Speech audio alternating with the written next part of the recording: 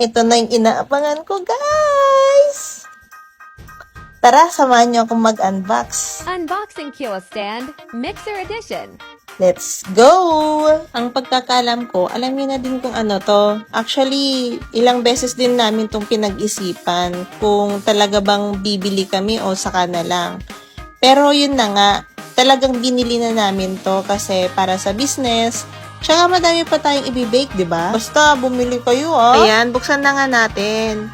Sobrang excited, di ko na alam kung paano ilabas. Oo, the dream ko din magkaroon ng KitchenAid. Yung color pink na mixer nila. Ganda kaya nun, no? Ayan na nga, di ko nga matanggal-tanggal sa box. Kaya, nagpatulong na lang ako sa husband ko.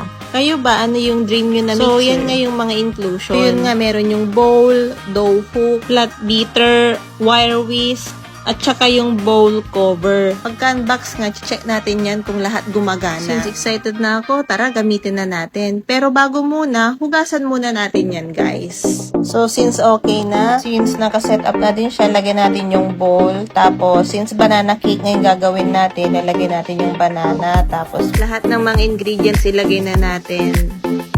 Ayan. Pag maramihan na order, kailangan talaga nito. Pag yung wire whisk kasi yung ginagamit, masakit sa braso. Kaya yun lang muna guys for today's video. Kayo ba, ano yung pinaka gusto nyong recipe na gamit ang mixer?